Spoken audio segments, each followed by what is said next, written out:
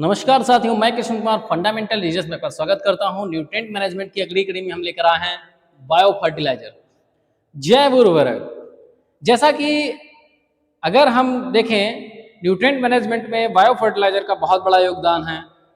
तो bio fertiliser क्या होते हैं, किस प्रकार से ये काम करते हैं, कितने प्रकार के होते हैं और कैसे इनका हमारी सॉइल में प्रयोग होता है, कैसे हम इसको फसल में उपयोग करते हैं, इन सब का विस्तृत अध्ययन हम यहाँ पर करेंगे। सबसे पहले आपको बता दें कि बायो फर्टिलाइजर होते क्या हैं। बायो फर्टिलाइजर एक सूक्ष्म जीवाणु होते हैं जो कृषि में उपयोग किए जाते हैं।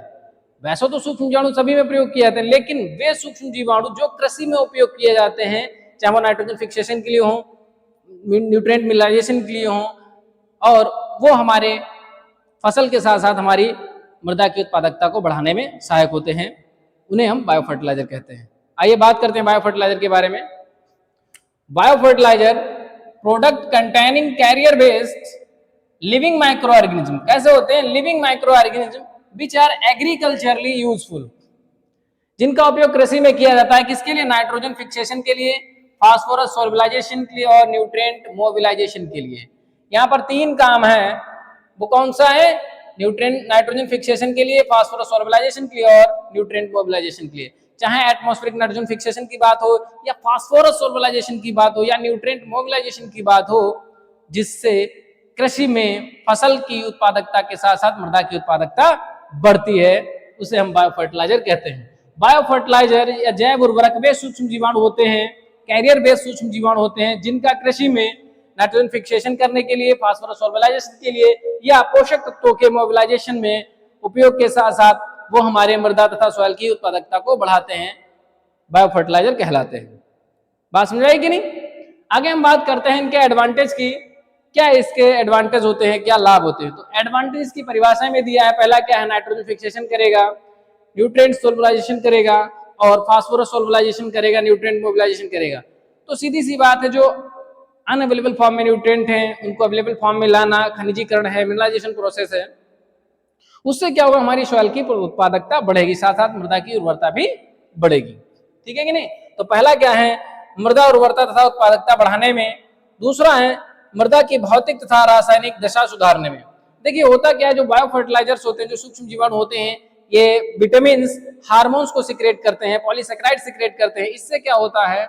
हमारी मृदा की जो भौतिक दशा होती है, सॉइल एग्रीगेशन होता है, मृदा समुच्चयन होता है, उसमें सुधार होता है। साथ ही साथ ये जो है हार्मोन को सिक्रेट करते हैं, एंजाइम्स सिक्रेट करते हैं। इससे हमारी मृदा की जो मृदा के साथ साथ हमारी जो पौधे की वृद्धि होती है, रूट डेवलपमेंट है, उसमें सहायक होते हैं।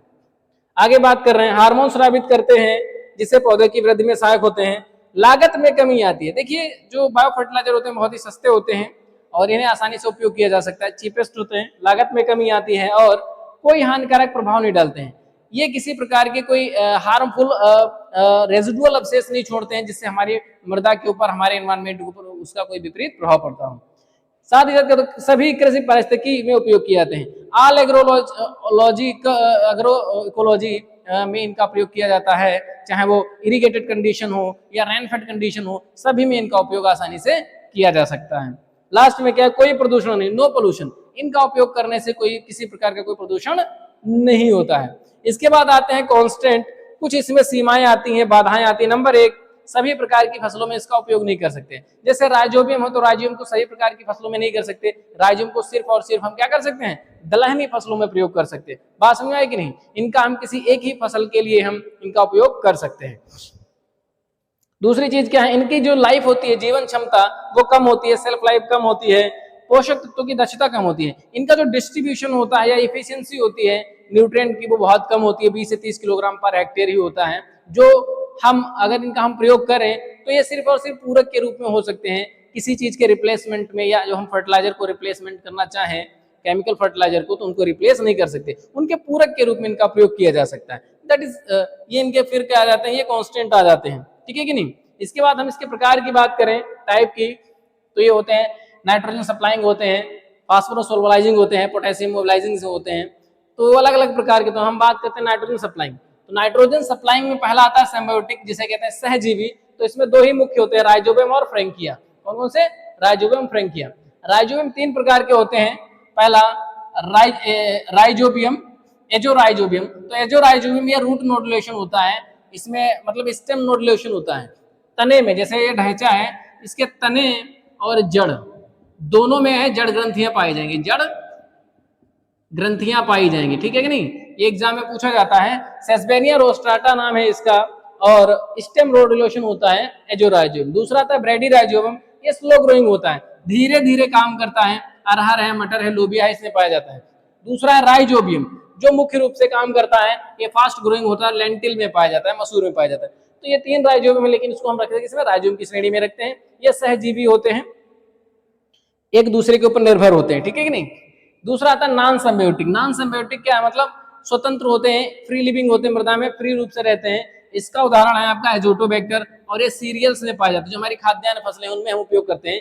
इनमें एक चीज और होती है, ये सीधे सीधे क्या करते हैं, हमारा जो चाहे वो नाइट्रेट हो या अमोनिया हो, उससे ये नाइट्रोजन लेते हैं। तो ध्यान रखना चाहिए, अगर हम एजोटोबैक्टर का उपयोग कर रहे हैं तो वहां पर हमें ध्यान रखना चाहिए कि हमें ये कभी भी नाइट्रोजन फर्टिलाइजर के रूप में इनका प्रयोग नहीं करना चाहिए। अगर हम यूरिया दे रहे हैं तो यूरिया के साथ कभी भी बायो फर्टिलाइजर का उपयोग या एजोटोबैक्टर का उपयोग नहीं करना चाहिए। अदरवाइज ये क्या करेगा, ये उस नाइट्रोजन का उपयोग कर लेगा, एटमॉस्फेरिक नाइट्रोजन को फिक्स नहीं करेगा। तो ये सावधानी रखनी चाहिए। अगला है associative bacteria. Associative bacteria rhizosphere में पाए जाते हैं। राइजो माने होता है रूट्स, स्फीयर माने क्षेत्र। जैसे ये है, ये जड़ क्षेत्र है, तो इसका ये जो जड़ क्षेत्र है पौधे का, ये जो जड़ क्षेत्र है, इस जड़ क्षेत्र में ही ये पाया जाता है, ठीक है कि नहीं। राइजोस्फीयर में पाया जाता है, इसे एजोस्पेरलम कहते हैं। और ये बेसिकली सोरगम या जो हमारे मिलेट्स होते हैं उनमें पाया जाता है। किसी विशेष फसल में इनका उपयोग किया जाता है। दूसरा अदर्स में आ जाओ तो इसमें एजोला होता है। एजोला एक जलीय फर्न है, जो कि धान के केस में या धान के खेत में प्रयोग किया जाता है। उसकी स्पीसीज होती है साइनोबैक्टीरिया और एजोला पिन्नाटा। एनाबिना एजोली जो धान में प्रयोग किया जाता है। इसमें एक और होता है जिसे कहते हैं बीजीए, ब्लू ग्रीन एल्गी। ये क्या करते हैं, स्वयं भोजन बनाते हैं और नाइट्रोजन फिक्सेशन करते हैं, ठीक है। इसके बाद आता है फास्फोरस सोल्वलाइजिंग। फास्फोरस सोल्वलाइजिंग होता है, इसे पीएसबी कहते हैं। फास्फोरस सोल्वलाइजिंग बैक्टीरिया पीएसबी बोलते हैं। फास्फेटेज एंजाइम होता है जो इसको सोल्वलाइजेशन में काम करता है। और इसमें होता क्या है, एसिड होता है, ठीक है। एसिड बनता है, चिलेशन होता है, जिससे क्या होता है, जो फास्फोरस होता है वो फिक्स फॉर्म से सोलबल फॉर्म में कन्वर्ट हो जाता है, ठीक है कि नहीं। इसके बाद इसमें फंगस होते हैं, बैसिलस अवामोरी और बैसिलस मेगाटोरियम। ये दो फंगस काम करते हैं। स्यूडोमोनास स्ट्रैटा एंड एजोस्पेरलम ये फंगस है। माइकोराइजा काम करता है, जिसे हम बैम बोलते हैं, वैस्कुलर माइक्रोराइजा। फिर केएमबी होता है, पोटेशियम मोबिलाइजिंग बैक्टीरिया, फोरेंटिया ओरेंटिया, ये नया आया है। केएमबी पोटेशियम मोबिलाइजिंग बैक्टीरिया, फोरेंटिया ओरेंटिया, ठीक है कि नहीं। तो और भी होते हैं बहुत सारे जो हमारे प्रयोग किए जाते हैं। क्रॉस लोकुलेशन जो हम आपको उसमें लिस्ट में दे देंगे, आप वहां से लिख लीजिएगा। अगर हम इसका उपयोग करने की बात करें तो उसका कैसे उपयोग किया जा सकता है। अगर सीड ट्रीटमेंट की बात करें तो 20 से 25 ग्राम पर केजी सीड आवश्यकता होती है।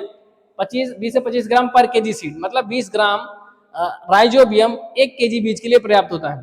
कैसे उपयोग कर। दूसरा है सीड ट्रीटमेंट। तो सीड ट्रीटमेंट के लिए 3 से 5 किलोग्राम सॉइल ट्रीटमेंट के लिए 3 से 5 kilogram rhizobium plus 50 KG FYM खाद होनी चाहिए, और 1 हेक्टेयर खेत में उसका हम प्रयोग करते हैं।